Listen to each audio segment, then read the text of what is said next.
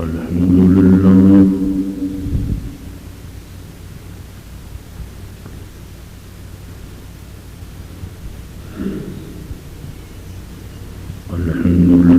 نحمده ونستعينه ونستغفره ونؤمن به ونتوكل عليه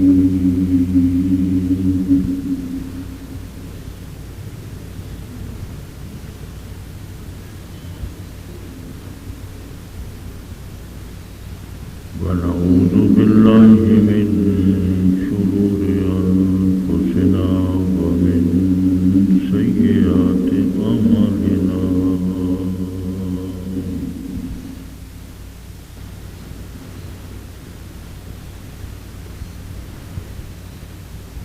من يهده الله فلا مضل له ومن يضلل فلا هادي له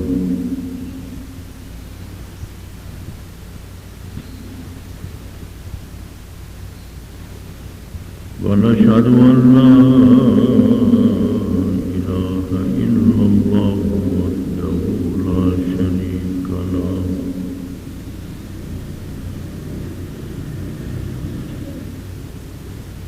ونشهد أن سيدنا ومولانا محمدا عبده ورسوله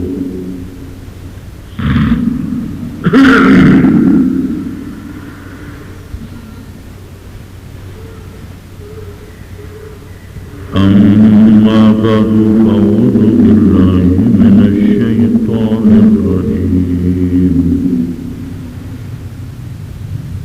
بسم الله الرحمن الرحيم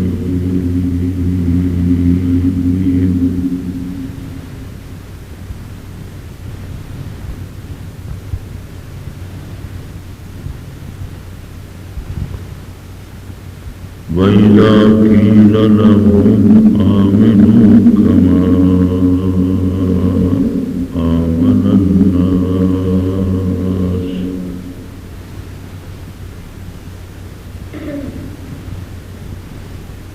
قالوا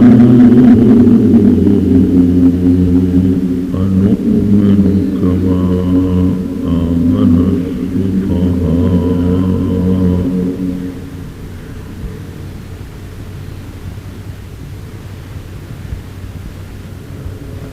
ولكن لا يعلمون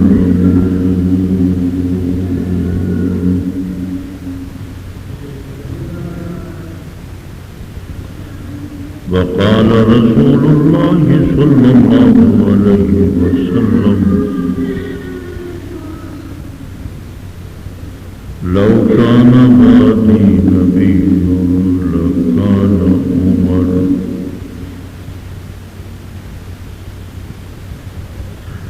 رب اشرح لي صدري ويسر لي أمري واحلل عقدة من لساني يفقهوا قولي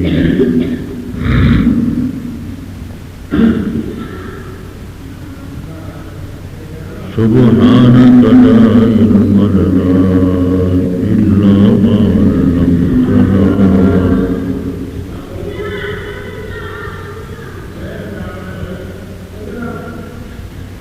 إنك أنت العليم الحكيم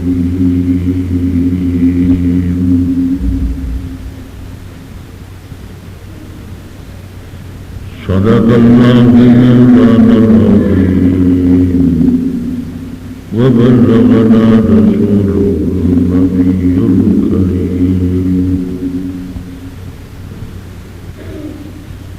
ونحن على ذلك لمن الشاهدين والشاكرين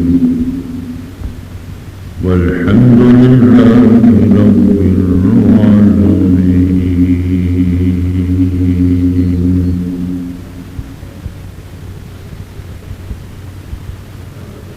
اللهم صل على محمد وعلى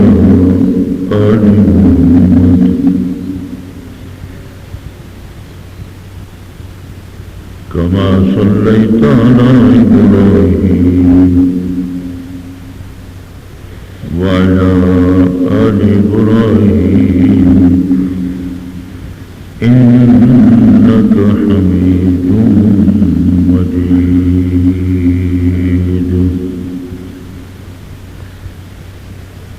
اللهم بارك على محمد وعلى آل محمد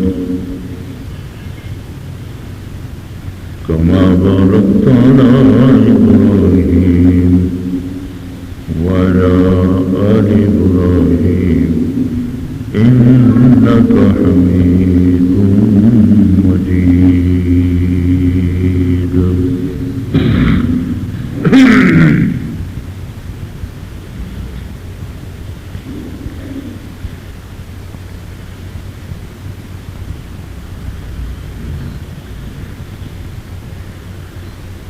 قابل صد احترام دوستو،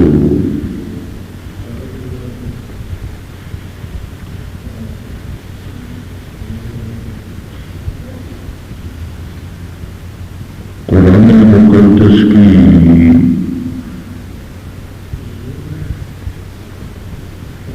ایک آیت کریمہ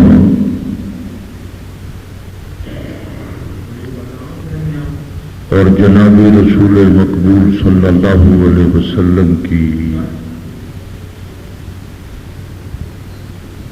ایک حدیث مبارک آپ کا ارشاد تلاوت کیا ہے۔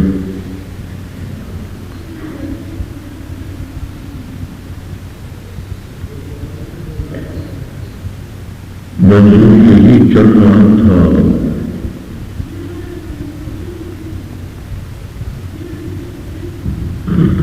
کہ حضرت سیدنا عمر فاروق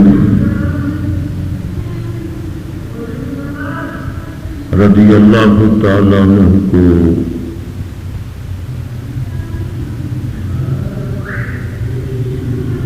حضرت صدیق اکبر رضی اللہ تعالیٰ عنہ نے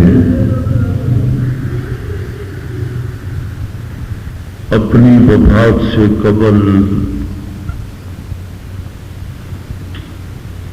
اپنے بعد اپنا جانشین اور خلیفہ وقت مقرر فرمایا۔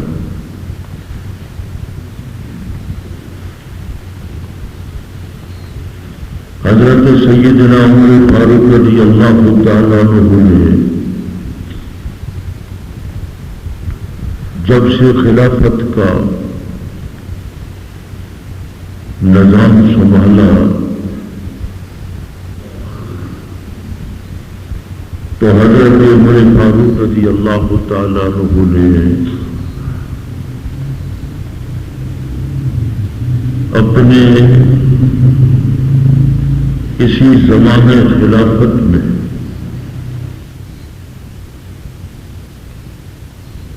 رعایا کی، عوام کی، لوگوں کی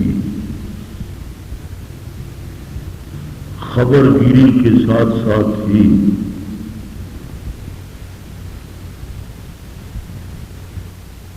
عوام کی بے پناہ خدمت اور بہت ہی نرم برتاؤ، عمدہ برتاؤ عوام کے ساتھ فرمایا۔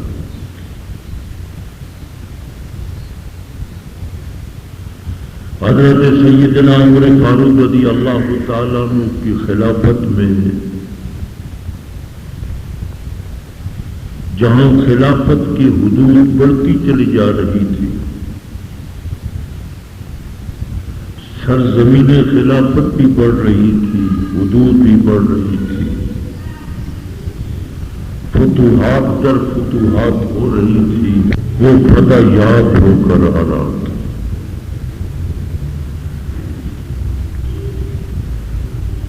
حضرت عمر فاروق رضی اللہ تعالیٰ عنہ نے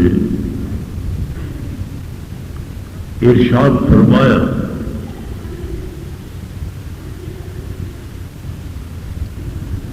کہ حضرت سیدنا صدیق اکبر رضی اللہ تعالیٰ عنہ حضور پاک صلی اللہ علیہ وسلم کے یار غار بھی ہیں، خلیفہ اول بھی ہیں، خلیفۃ الرسول بھی ہیں، جانشین رسول ہیں۔ ان کی زندگی کے 2 دن ایسے ہیں کہ اگر وہ 2 دن اس کا ثواب مجھے عطا کر دیں اور میں ساری زندگی کی نیکیاں، اس میں غزوات کی شرکت بھی ہے، حضور پاک صلی اللہ علیہ وسلم کے سفر حضر میں شرکت، حضور کے ساتھ عمرہ، حضور پاک کے پیچھے نماز، ہجرت، تو بے پناہ نیکیاں ہیں۔ لیکن حضرت عمر فاروق رضی اللہ تعالیٰ عنہ فرماتے تھے کہ میں ساری زندگی کی جد و جہد، نیکیاں، حسنات حضرت صدیق اکبر رضی اللہ تعالیٰ عنہ کو دیتا ہوں، 1 رات اور 1 دن کی نیکیاں مجھے عطا کر۔ رات تو وہی ہے کہ حضرت سیدنا صدیق اکبر رضی اللہ تعالیٰ عنہ نے اس مکہ کی سرزمین میں جب ہجرت کا حکم ہو چکا تھا اور صحابہ کرام رضوان اللہ علیہ مجمعین مکہ مکرمہ سے ہجرت فرما کر مدینہ طیبہ تشریف لا رہے تھے، حضور پاک صلی اللہ علیہ وسلم نے حضرت صدیق اکبر رضی اللہ تعالیٰ عنہ کو روک رکھا تھا کہ جب بھی ہم نے ہجرت کرنی ہے اکٹھا ہی ہجرت کریں گے۔ آخر کار وہ وقت آ گیا،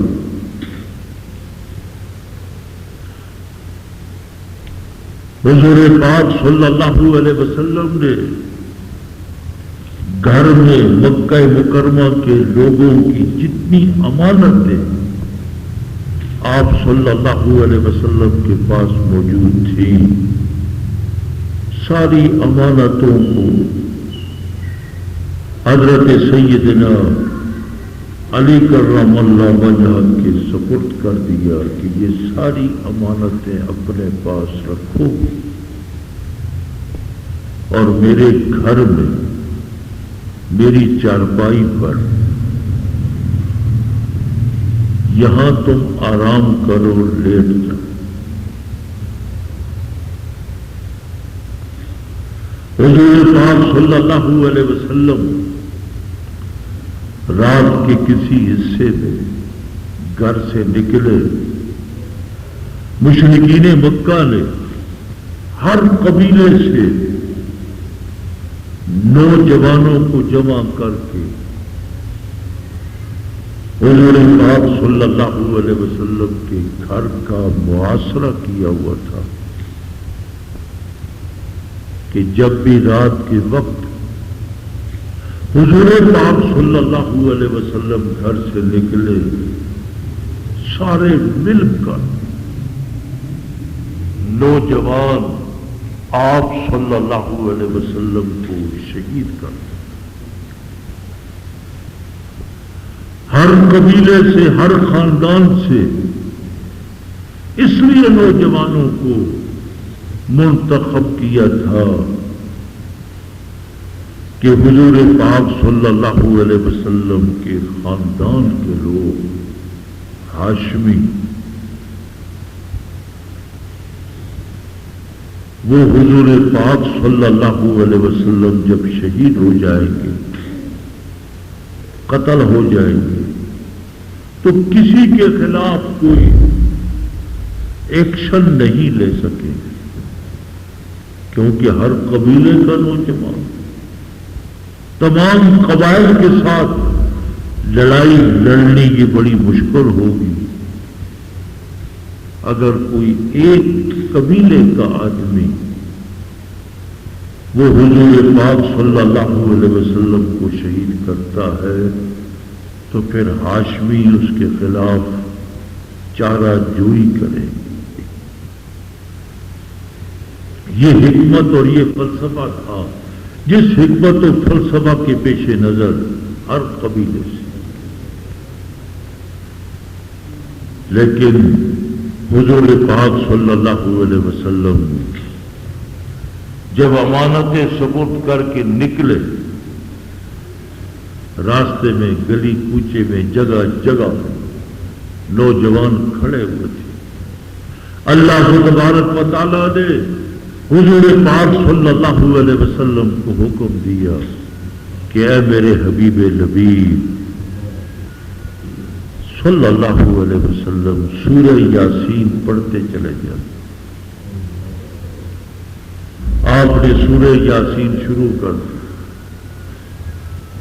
یاسین والقرآن الحکیم انک لمن المرسلین علی صراط مستقیم تنزیل العزیز الرحیم لتنذر قوما ما انذر آباؤهم فهم غافلون لقد حق القول على أكثرهم فهم لا يؤمنون انا جعلنا في أعناقهم أغلالا الله انا جعلنا في أعناقهم أغلالا فهي إلى الأذقان فهم مقمحون وجعلنا من بين أيديهم سدا ومن خلفهم سدا فأغشيناهم فهم لا يبصرون. بٹی اٹھائی، آپ صلی اللہ علیہ وسلم نے ہاتھ میں مشت میں مٹی تھی، بس یہاں تک پہنچے اور جتنے نوجوان تھے یوں مٹی پھینک دی جہاں تک جاتی. اللہ تبارک و تعالیٰ نے اس مٹی کو پھر ہوا کے ذریعے سے جتنے وہ نوجوان رات کو محاصرہ کیے ہوئے تھے، پہرا دے رہے تھے، اللہ نے وہ مٹی سب کی آنکھوں میں پہنچا دی. تو نتیجہ وہی نکلا فَهُمْ لَا يُبْصِرُونَ، انہیں کچھ بھی نظر نہیں آ رہا. اللہ اب حضور پاک صلی اللہ علیہ وسلم ان کے سامنے سے قریب سے یوں نوجوان کھڑے ہیں، قریب سے گزر کر جا رہے ہیں. اللہ کی قدرتوں کا اندازہ لگائے. اللہ ہر چیز پر قادر ہے. ان اللہ علی کل شیء قدیر. وہ قوتوں والا ہے، وہ غلبے والا ہے، وہ قدرتوں والا ہے کہ سب کچھ دیکھتے تھے، ایک دوسرے کو آواز دے رہے تھے، چیخ رہے تھے، چلا رہے تھے کہ کوئی نوجوان سو نہ جائے. حضور پاک صلی اللہ علیہ وسلم سامنے سے گزر کر حضرت صدیق اکبر کے گھر پہنچے. صدیق اکبر کو ساتھ لیا اور غار ثور پہنچے.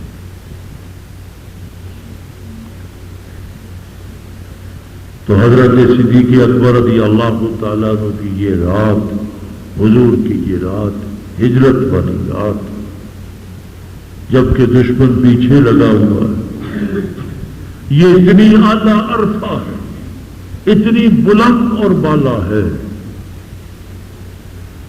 کہ حضرت عمر فاروق رضی اللہ تعالیٰ عنہ ارشاد فرماتے ہیں کہ ایک رات کی نیکیاں ابو بکر مجھے سے تھے. معلوم ہوا کہ یہ رات بڑی مقدر والی تھی، وقت والی تھی، بے پناہ خدا کی طرف سے نوازشات اور رحمتیں حضرت صدیق اکبر پر پڑی. حضور پر تو پڑ لی تھی حضور کے واسطے، اور دن وہ دن جب حضرت سیدنا صدیق اکبر رضی اللہ تعالیٰ عنہ نے خلافت کا نظام سنبھالا تو بہت سے قبائل کے لوگوں نے جو مسلمان تھے انہوں نے یہ کہہ کر انکار کر دیا کہ زکوٰۃ لینے کا حق صرف اور صرف حضور پاک صلی اللہ علیہ وسلم کو حاصل تھا. حضور پاک کے بعد اب زکوٰۃ کا نظام ختم ہو چکا ہے. قرآن پاک میں موجود ہے خذ من اموالہم صدقۃ تطہرہم وصلی علیہم فإن صلاتک سکن لہم.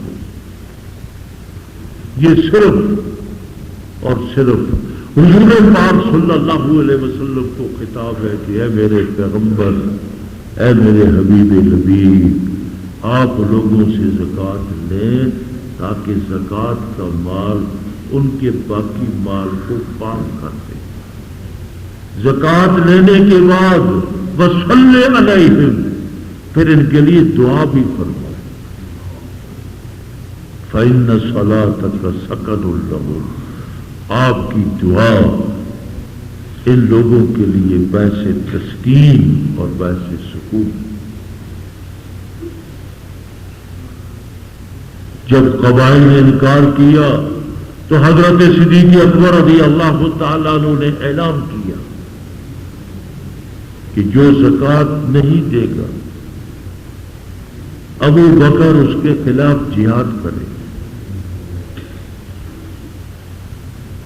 جو کچھ حضور پاک صلی اللہ علیہ وسلم کے زمانے اطہر میں ہوتا رہا، دین کامل ہو چکا ہے، مکمل ہو چکا ہے. الیوم اکملت لکم دینکم واتممت علیکم نعمتی ورضیت لکم الاسلام دینا. اس لیے اگر نماز تم پر فرض ہے تو زکوٰۃ بھی فرض ہے. جو نماز اور زکوٰۃ میں فرق کرے گا کہ نماز تو پڑھتا ہوں زکوٰۃ نہیں دوں گا تو ابو بکر جہاد کرے. چونکہ ابتدائی خلافت تھی. حضرت عمر فاروق رضی اللہ تعالیٰ عنہ فرماتے ہیں میں خلیفۃ الرسول حضرت صدیق اکبر کی خدمت میں حاضر ہوا. میں نے کہا نرمی فرمائے، ابتدا ہے، کہیں بغاوت نہ کھڑی ہو جائے. حضور پاک صلی اللہ علیہ وسلم کی رخصتی، آپ دنیا سے رخصت ہو گئے، کوچ فرما گئے، لوگوں کے دل زخمی ہیں. لیکن حضرت صدیق اکبر رضی اللہ تعالیٰ عنہ فرماتے تھے عمر تو جہالت میں، جاہلیت کے زمانے میں بڑا دلیر تھا، بڑا قوی تھا، بزدل ہو گیا. تو جو کچھ حضور پاک کو یہ دیتے تھے ابو بکر ان کے خلاف جہاد کرے گا. اگر ابھی سے یہ ارتداد کا دروازہ بند نہ ہوا تو ارتداد کا دروازہ کھل جائے گا. پھر اور قبائل کھڑے ہو جائیں گے اور کھڑے ہو جائیں گے، تفریق پیدا کریں گے دین میں، قرآن میں. فرمایا حضرت صدیق اکبر رضی اللہ تعالیٰ عنہ بار بار اصرار کر رہے تھے. میں کہہ رہا تھا نرمی کرو، نرمی کرو. آخر کار اللہ تبارک و تعالیٰ نے میرا سینہ بھی، میرا دل بھی کھول دیا کہ ابو بکر حق پر ہے. اگر آج سے ارتداد کا دروازہ بند نہ کیا گیا تو پھر لوگ مرتد ہو جائیں گے، ارتداد کا دروازہ کھل جائے. تو حضرت صدیق اکبر رضی اللہ تعالیٰ عنہ نے فرمایا اگر تم ان جانوروں کی رسی کو بھی روک لو گے، باپ کو بھی روک لو گے، پھر بھی میں جہاد کروں. اللہ تعالیٰ عنہ خلیفہ ثانی ہے، خلیفہ راشد ہے. بے پناہ نیکیاں اور غزوات اور حضور کے ساتھ حج، عمرہ اور دوسرے اسفار سفر حضر آپ کے پیچھے نمازیں پڑھی، فرماتے ساری نیکیاں دینے کے لیے تیار ہوں، ایک رات اور ایک دن کی نیکی مجھے عطا کر۔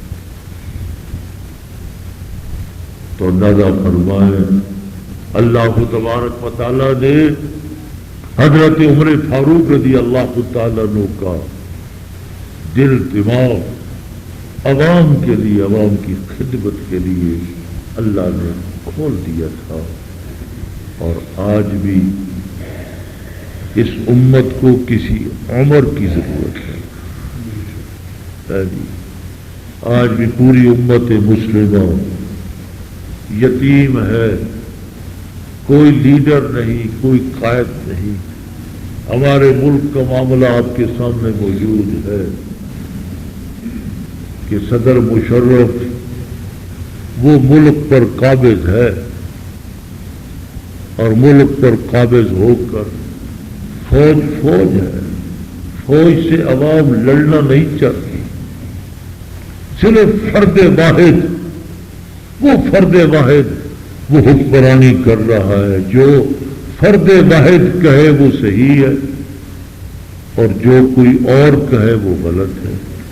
اس فرد واحد کی ہر بات آئین کے مطابق ہے، دوسروں کی بات آئین کے خلاف ہے۔ اب اتنا بڑا بحران ہمارے ملک میں موجود ہے کہ سپریم کورٹ کے چیف جسٹس اس کو معطل کر کے نام غیر فعال ہے، غیر فعال چیف جسٹس۔ اور آپ بھی اخبارات پڑھتے ہیں، ٹی وی دیکھتے ہیں کہ کل تک جو چیف جسٹس تھا آج وہی چیف جسٹس اسی اپنی عدالت میں، جس عدالت میں وہ خود بیٹھتا تھا، اب وہ اس کا کوٹ پھٹا ہوا ہے، پولیس والے زیادتی کر رہے ہیں۔ اب عدالت کا معاملہ ہے۔ آج پورے ملک میں احتجاج بھی ہو رہا ہے کہ یہ میں انتقام لینے کے لیے، ذاتی انتقام لینے کے لیے اس چیف جسٹس کو غیر فعال کیا گیا ہے۔ آئندہ کچھ ایسے مسائل پیدا ہونے والے تھے، خطرہ پیدا ہو گیا حکومت کو کہ کہیں ہمارے خلاف یہ فیصلہ نہ دے دے۔ محض ایک امر موہوم اور امر مبہم کو سامنے رکھتے ہوئے اس چیف جسٹس کو جو فعال تھا اس کو غیر فعال بنا کر گھر میں اس کو محصور کر دیا گیا۔ تو پوری قوم بھی آج احتجاج کر رہی ہے، آپ بھی اس احتجاج میں شریک ہے۔ آئین کی حکمرانی ہونی چاہیے، اس ملک کا آئین ہے، یہ ایک ملک ہے، اور ایک یعنی اس کی آئین اور آئین کی پاسداری اور حدود ہے، کوئی جنگل کا قانون نہیں ہے کہ ہر شخص قوت کے بل بوتے پر کھڑا ہو کر وہ آئین کو پامال کر دے۔ تو مسلسل کئی سال پاکستان بنا، ہم سے بعد میں آزاد ہونے والے لوگ کہاں سے کہاں پہنچ گئے، اور ہم وہیں اسی مقام پر اسی کشمکش میں ہیں۔ حکومتیں بدلتی ہیں اور پھر ماشاء اللہ لگ جاتا ہے۔ اللہ پاک ہمارے اس ملک کے اندر آئین کی، قرآن و سنت کی حکمرانی کو قائم فرمائے۔ جن حضرات نے سنتیں بھی پڑھی، سنتیں پڑھیں۔